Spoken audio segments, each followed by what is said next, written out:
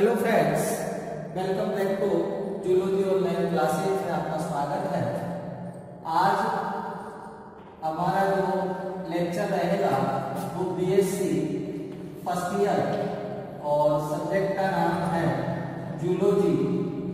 और उस जूलॉजी के अंतर्गत भी हम जो फर्स्ट बुक है हमारी प्रोटोजोआ से एनेलिडा तक, उसका हम क्या करेंगे, उसके अंतर्गत जो टॉपिक है और आज के हमारे जो टॉपिक है उस टॉपिक का नाम है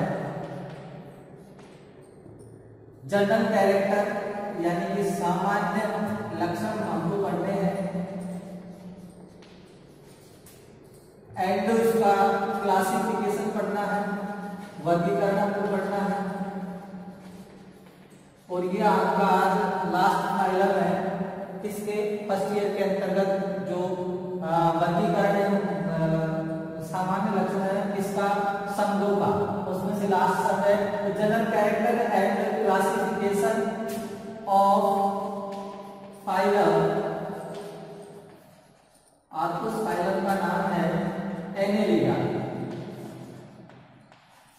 इस फाइलम के जनरल कैरेक्टर के बारे में और क्लासिफिकेशन के बारे में हम स्टडी करें। तो देखो, जो एनेलिडा जो शब्द है वो लैटिन भाषा के शब्द से बना है। लैटिन भाषा का जो शब्द है और उस शब्द से मिलकर बना है, इसका नाम है एन्यूल्स,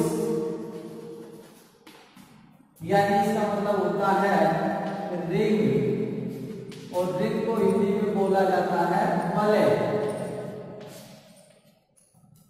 फिर इसका जो दूसरा शब्द है वो है एड्स, इसका मतलब होता है और, यानी कि रूप। तो कह सकते हैं हम वलय रूप में इनका क्या पाया जाता है, भाई शरीर पाया जाता है। या हम जो एनेलिडा है वो एन्यूल्स एंड एड्स दो लैटिन भाषा के जो शब्द हैं उनसे मिलकर बना हुआ है, जिनका अर्थ क्रमशः रिंग्स एंड फॉर्म्स यानी कि रूप होता है। अब इस रूप के आधार पर अर्थ या खंड युक्त वलय को हम रिंग या खंड के रूप में हम कह सकते हैं एन्यूल्स वलय, या इसका दूसरा रूप होता है खंड युक्त, यानी कि इनकी जो शरीर होता है उसके अंतर्गत इस प्रकार से खंड पाए जाते हैं। ये इनकी विशेषता है इसकी संघ एनेलिडा। अब हम संघ एनेलिडा का आगे की हम जैसे ही चर्चा करते हैं इसके इतिहास के बारे में, तो इतिहास के बारे में कुछ ऐसे है कि जो लीनियस वैज्ञानिक था जिसने क्या की थी, यूनान पद्धति की थी। लीनियस वैज्ञानिक ने कोमल शरीर वाले जो कृमि थे, कोमल शरीर वाले जो कृमि थे उनको वर्मिस संघ के अंतर्गत रखा था। उनको किसके अंतर्गत रखा गया था, वर्मिस संघ के अंतर्गत रखा गया था। ये कौन है, लीनियस ऐसा कहने वाला। उसके बाद में अपने आ गया लेमा। इस लेमा वैज्ञानिक ने कोमल की जगह उन्होंने क्या कर दिया, उच्च कृमि, हायर कृमि थे वर्म से, उनको संघ एनेलिडा में रखा और एनेलिडा संघ की क्या कर दी उन्होंने स्थापना की। इतना सारा आपको हिस्ट्री के अंतर्गत लिखना है। यानी कि लेमार्क ने उच्च कृमि कहा है उनको, और उन उच्च कृमियों को एनेलिडा में रखा, और एनेलिडा में जैसे रखा तो एनेलिडा जो शब्द का स्थापक है वो कौन है, लेमार्क। अब हम इसके आगे बढ़ते हैं, सामान्य लक्षणों की तरफ बढ़ते हैं। किसके, संघ एनेलिडा के।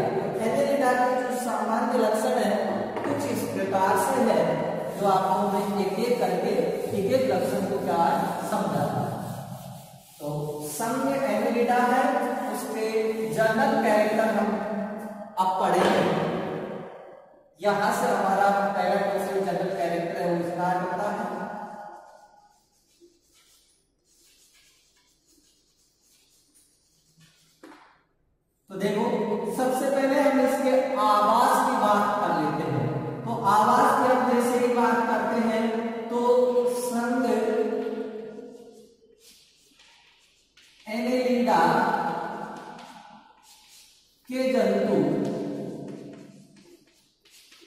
स्थलीय होते हैं,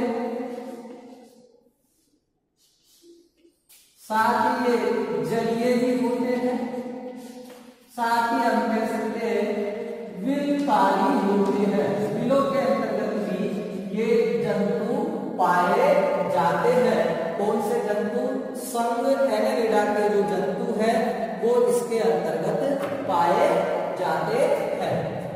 दूसरा कैरेक्टर की बात करते हैं तो इस संघ के जो जंतु है उन जंतुओं के अंतर्गत विखंडी भवन या अपन कह सकते हैं इनके अंतर्गत मेटामेरिक सेगमेंट, विखंडी भवन,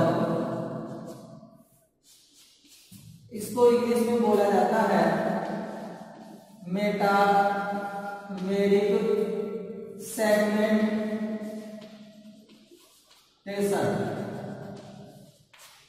इसका मतलब क्या होता है कि इन जंतुओं का जो शरीर होता है उस शरीर के अंतर्गत सेगमेंट यानी कि खंड पाए जाते हैं, लेकिन वो खंड बेटा बाहर से यानी कि शरीर के अंदर और बाहर दोनों तरफ से मतलब दिखाई देते हैं। यानी कि बाहर से दिखाई देंगे तो मतलब ये कि शरीर के मतलब ये जो खंड होंगे वो शरीर के अंदर ही पाए जाते हैं। तो इस प्रकार का जो सेगमेंटेशन होता है वो विखंडी भवन या मेटामेरिक सेगमेंट के नाम से जाना जाता है।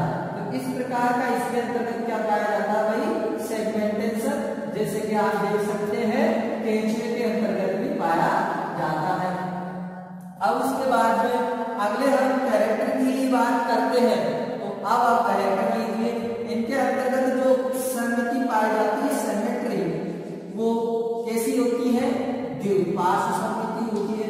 अब आपको कैरेक्टर याद हो गए होंगे क्योंकि जहां तक जो फाइलम में पाई जाती है उनको अपन देखो प्लेटा में, और इनके अंतर्गत हमने द्विपार्श्व पढ़ते आए थे एस्केलेटन में।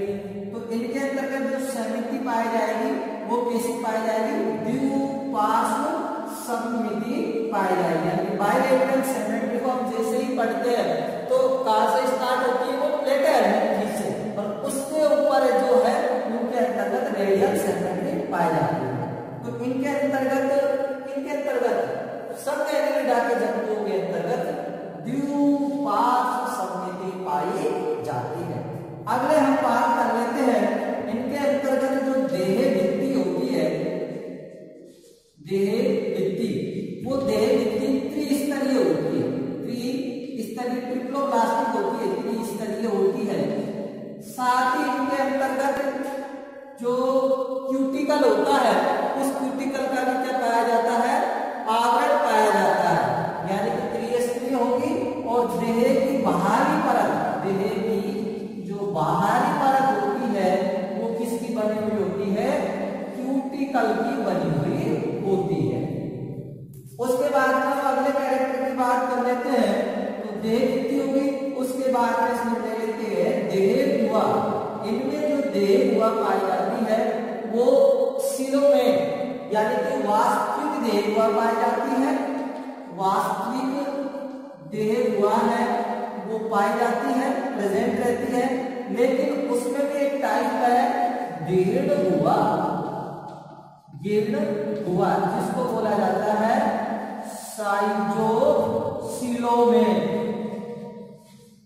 सिलोमेन या साइटोसिलोम के नाम से जिसको जाना जाता है। इसका मतलब क्या होता है? जो मतलब सिलोम बनती है उस सिलोम के अंतर्गत जो मेसोडर्म होती है उस मेसोडर्म के फैलाव से देह गुहा का निर्माण होता है। ये इस प्रकार से ये क्या है? इसकी मेसोडर्म है, ये इसकी बॉडी वॉल है, और इसके अंतर्गत जो सिलोम बनती है वो मेसोडर्म के फैलाव से, फिर ये जो फैलाव होता है फिर और बढ़ जाता है।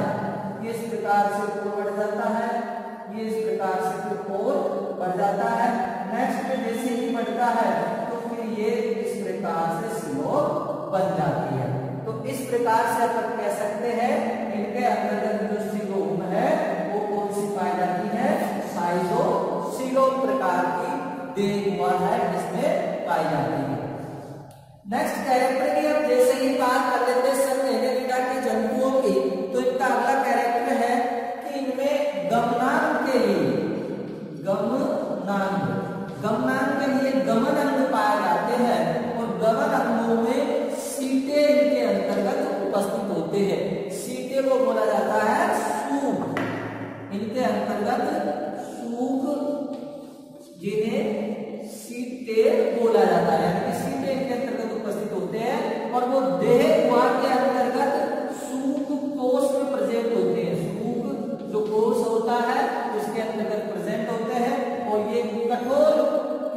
क्या नाम से कैल्शियम के से बने होते हैं और इनकी जो आकृति होती है वो कैसी होती है, एस आकृति होती है। ये दमन के लिए सहायक होते हैं और इनमें 5 पार्ट भी पाए जाते हैं। या अपन पैरापोडिया भी इनके अंतर्गत, पैरापोडिया भी इनके अंतर्गत पाया जाता है।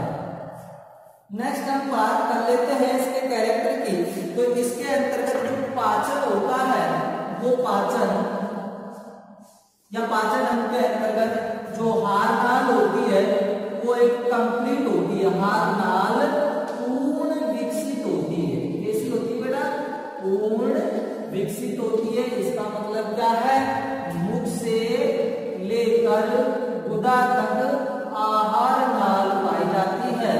लेकिन जो पाचन होगा वो कैसा होगा, बाह्य कोशिकीय पाचन होगा, जिसको अपन एक्स्ट्रासेल्युलर के नाम से जाना जाता है।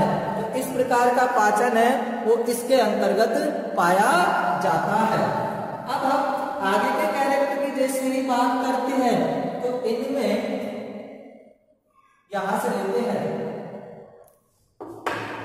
ले लेते हैं आगे। इनके अंतर्गत श्वसन अंग की हम बात करते हैं।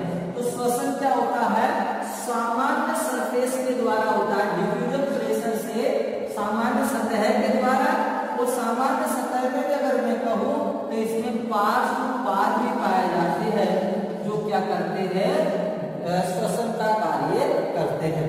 तो अभी कितने कैरेक्टर मैंने बताए, अभी मैंने आपको 8 कैरेक्टर बताए थे और उस 8 कैरेक्टरों में पहला इसका आवास बताया, फिर इसके अंतर्गत विशेष कैरेक्टर जो पाया जाता है उसका नाम क्या है बेटा, खंडी हवन है। समिति आपको याद नहीं है, देह व्यक्ति इसमें त्रिस्तरीय होती है, पर देह की जो बाहरी लेयर होती है वो क्यूटिकल की बनी हुई होती है, जिससे कि क्या उसको अच्छा एडप्टेशन मिल सके। वो किसी भी जो एसिड या ऐसे जो मृदा के तत्व होते हैं या अपन जो केमिकल या कोई का उपयोग करते हैं जिससे इनकी देह की बाहरी परत खराब ना हो, गले नहीं, इसलिए क्यूटिकल का आवरण पाया जाता है। साइटोस्केलेटन प्रकार की देह हुआ होती है। गबरान के लिए इसमें सूप विशेष कैरेक्टर होता है, सीधे पाए जाते हैं।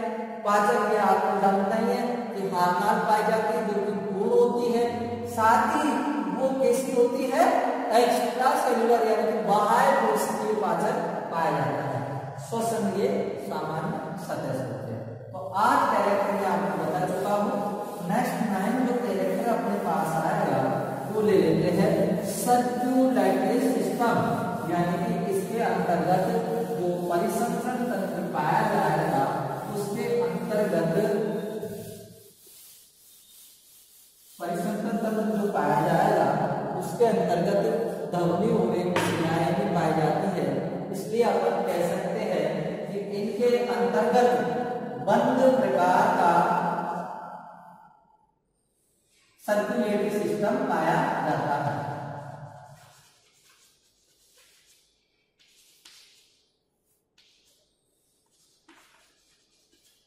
जो सर्कुलेटरी सिस्टम होता है वो कैसा होता है, क्लोज टाइप का होता है। साथ ही इसके अंतर्गत हीमोग्लोबिन भी पाया जाता है, जिसके कारण इसकी जो ब्लड है उसका रंग कैसा होता है, लाल। और एक इसके अंतर्गत पाया जाता है इरिथ्रोपोएटिन, जो वर्णन होता है वो भी इनके अंतर्गत पाया जाता है। इसके संग एनेलिडा के जो जंतु होते हैं उनके अंतर्गत इरिथ्रोपोएटिन और क्या नाम से हीमोग्लोबिन, इरिथ्रोपोएटिन भी के अंतर्गत पाया जाता है।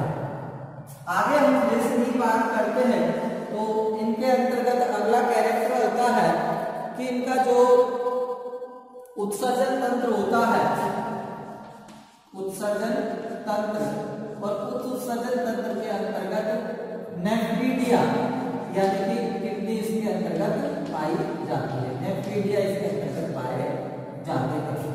अगले हम कैरेक्टर की बात करते हैं तो धूल है, इनका जो शरीर संगठन होता है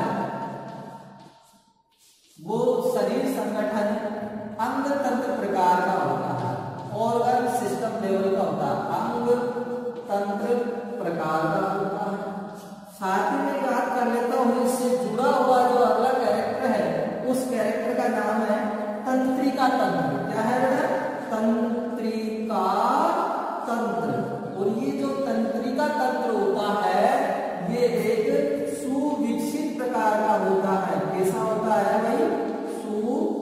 सुविकसित प्रकार का होता है। तो सुविकसित का मतलब है मेरा यहाँ पर कि इसके अंतर्गत जो तंत्रिका तंत्र पाया जाएगा वो CNS, PNS, ANS, इसका मतलब है central nerve system, peripheral nerve system, autonomous nerve system. Hindi में बोला जाता है इसको केंद्रीय तंत्रिका तंत्र, इसको बोला जाता है परिधीय तंत्रिका तंत्र, इसको बोला जाता है स्वायत्त तंत्रिका तंत्र। ये इनके नाम है। यानी कि सुविकसित प्रकार का जो आपको देखने को मिलता है क्या, तो ये क्या नाम से तंत्रिका तंत्र, तो वो किस में मिलता है पहली बार, ये 2 क्वेश्चन आता है के अंतर्गत है। तो ये पहली बार देखने को मिलता है आपको एनेलिडा के अंतर्गत है। और उससे पहले के जो फाइलम थे आपके इसके एलिमेंट्री में पाया जाता था, परंतु अल्पविकसित पाया जाता था।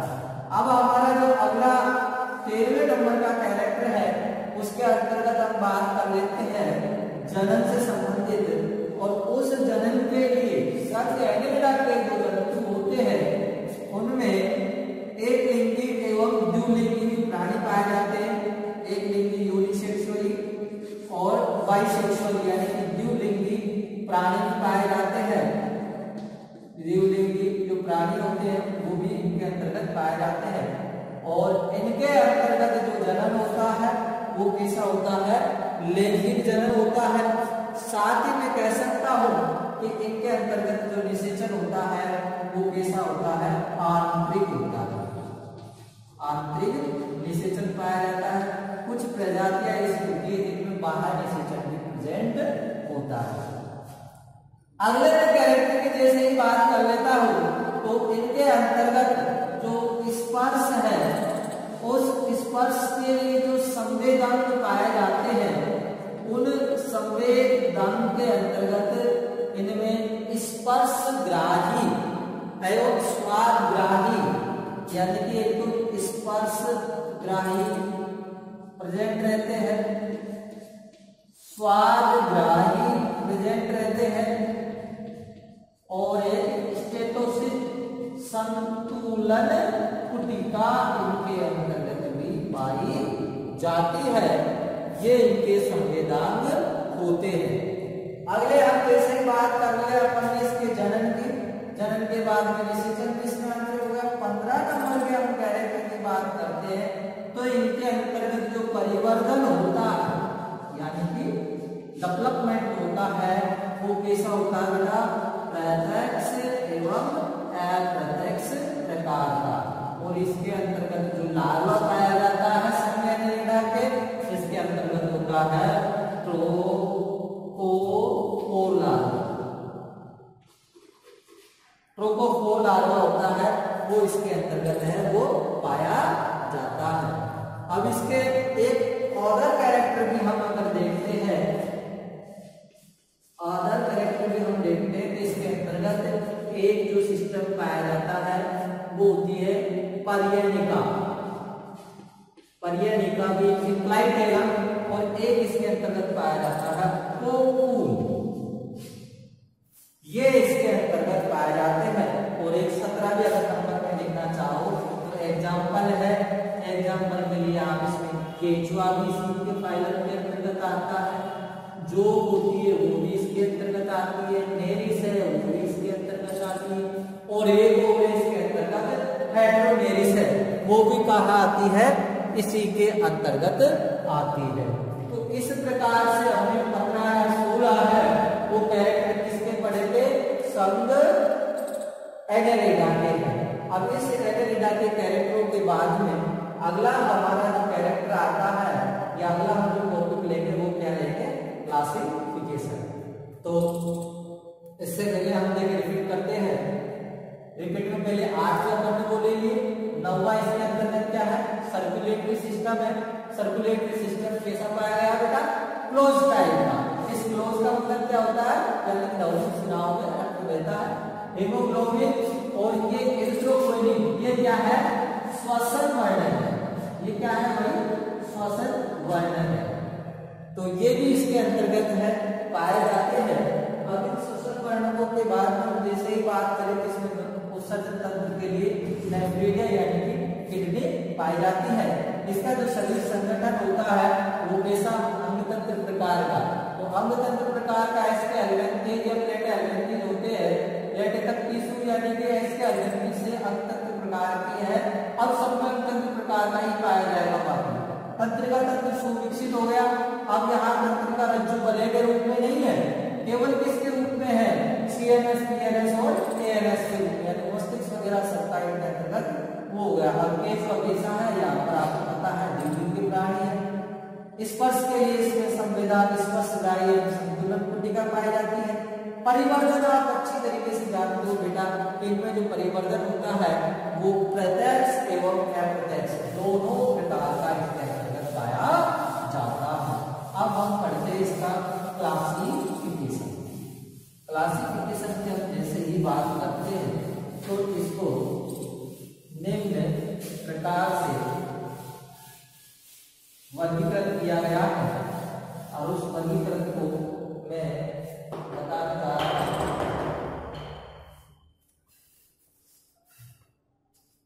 तो यहां सबसे पहले आप लिखेंगे संघ एनेलिडा,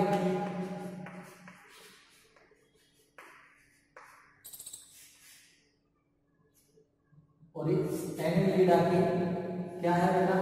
3 वर्ग क्लास, और उन क्लासों को किस प्रकार से डिवाइड किया गया है। फर्स्ट जो क्लास है उस क्लास का नाम है पोलिकीटा, या आप इसको पोलिकीटा, फर्स्ट क्लास का नाम क्या है? पोलिकीटा।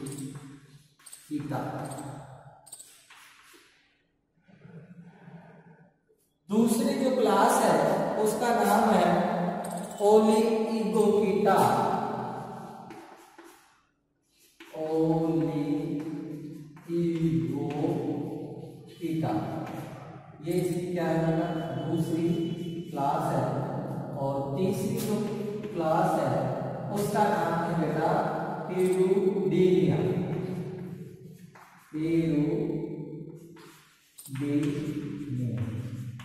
ये 3 जो क्लास है उनके अंतर्गत इसको डिवाइड किया गया है। टेरुडेनिया, ओलिगोकीटा और एक है पोलिकीटा। तो इस प्रकार से जो 3 क्लासों के अंतर्गत है बांटा गया है। अब इसके बाद हम जैसे ही बात कर रहे हैं तो इसके अंतर्गत जो पोलिकीटा है इसको 2 सब क्लास यानी कि उप वर्ग में बांटा गया है। और जो उप वर्ग है 2, पहले उप वर्ग का नाम है एरेंसिया। पहले उप वर्ग का नाम क्या था बेटा? एरेंसिया। और दूसरे का नाम है सीडेंटेरिया।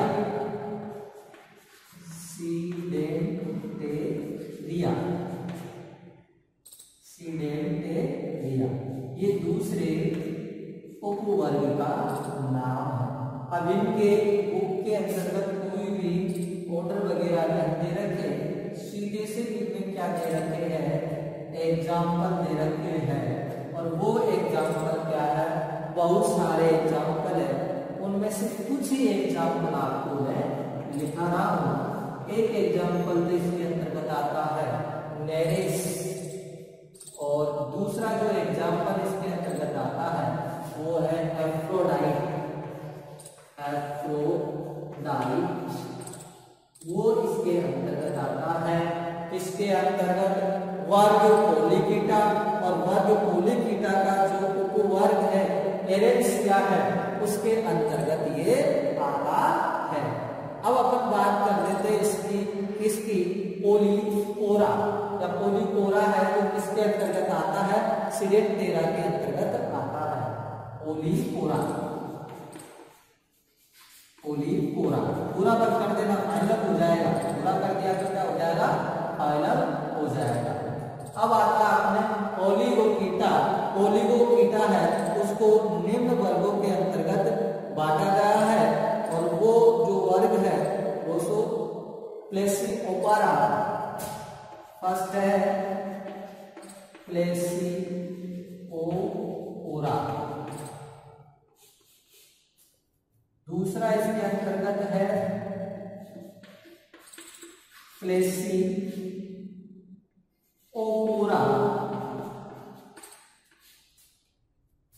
प्रोसोथिका। प्रोसोथिका तो इनमें तो कितना सा अंतर है, एक तो प्लेसिओपोरा है और दूसरा कौन सा है, प्लेसिओपोरा प्रोसोथिका है। ये इसके अंतर्गत है। इसके अंतर्गत जो आता है वो आता है एलोसोमा, और इसके अंतर्गत जो आता है लुम्ब्रिकस होता है, वो इसके अंतर्गत आता है। ये अपन पहले लेते हैं लम्ब्रिसियस। लम्ब्रिसियस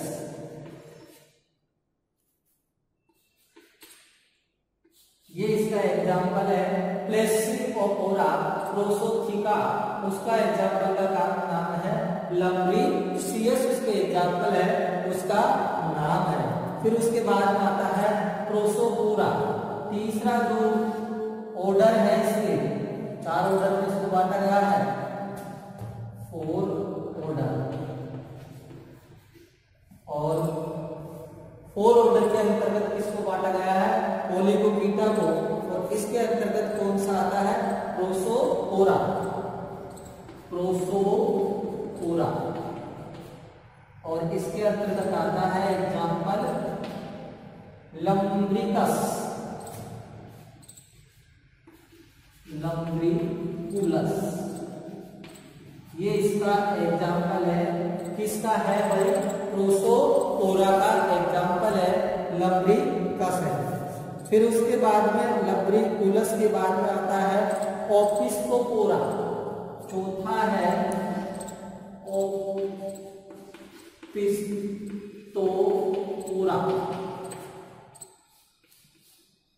ऑर्डर का क्या नाम है, ओपिस्टोपोरा, और इसके अंतर्गत आता है पेरेटिमा। पेरेटिमा पोस्तुमा, जो कि भारतीय केंचुए का नाम है, पेरेटिमा। और एक आता है लम्ब्रिकस, भी इसी के अंतर्गत आता है। एक क्या आता है इसके अंतर्गत, लम्ब्रिकस, ये भी केंचुए की जाति है। तो अब अपन जैसे केंचुए का वर्गीकरण करेंगे तो कैसे करेंगे, देखो यहाँ तक का वर्गीकरण सभी कर लेंगे। कैसे, संघ एनेलिडा हो गया, केंचुआ जो कि आपके सिलेबस में यूनिट 5 के अंतर्गत पूरी केंचुए की जो बॉडी है वो अपन को पढ़नी है, और आप 11th क्लास में पढ़ के आएंगे।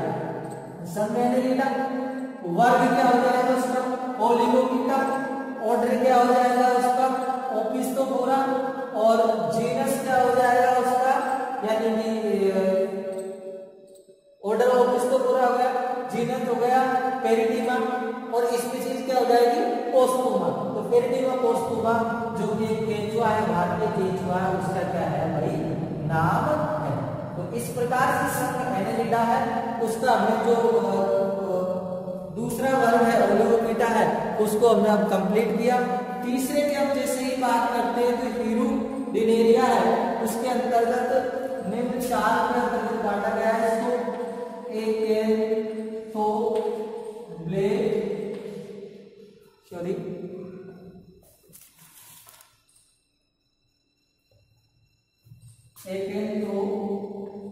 ब्लेडिडा। पहले जो ऑर्डर है इसको कितने ऑर्डर के अंतर्गत बांटा गया है, 4 ऑर्डर के अंतर्गत, और पहले जो ऑर्डर का नाम है उसका नाम क्या है, एक्लेंटो ब्लेडेलिडा है। फिर इसके अंतर्गत रिंगो,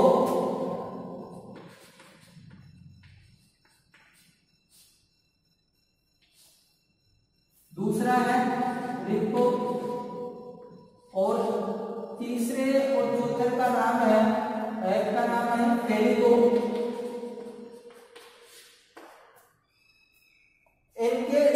साथ ही फेरिको और एक है नेथो। अब इनको ये याद करना आपको, एकेंतो, रिको, फेरिको, नेथो, कहीं उनके साथ पीछे क्या लिख जाना है, ब्लेडे लीडा। ये ब्लेडे लीडा, ये क्या है, ब्लेडे लीडा। तो इस प्रकार से आपको ये एकेंतो, रिको, फेरिको और नेथा ये आपको याद करने हैं। उसके बाद में ब्लेडे लीडा जो यूरोडेनेरिया के ऑर्डर होते हैं। इसमें से जो नेथो ब्लेडा है इसके अंतर्गत यूरोडेनेरिया आता है। यूरोडेनेरिया का मतलब होता है जो पाई जाती है वो सामान्यतः इसके अंतर्गत ही आता है। एक तो ब्लेडेला इसके अंतर्गत आ जाएगा, ब्लेडेला इसके अंतर्गत आ जाएगा। किसके अंतर्गत, एक तो ब्लेडे लीडा ऑर्डर है उसके अंतर्गत आ जाएगा। रिंको के अंतर्गत पोंटो ब्लेडा आ जाएगा, पोंटो ब्लेडेला इसके अंतर्गत आ जाएगा। साथ ही आपके जो फेरिको ब्लेडोला है उसके अंतर्गत आ जाएगा इरिको ब्लेडा। जो फेरिको है इरिको ब्लेडेला, ये इसके अंतर्गत आ जाएंगे।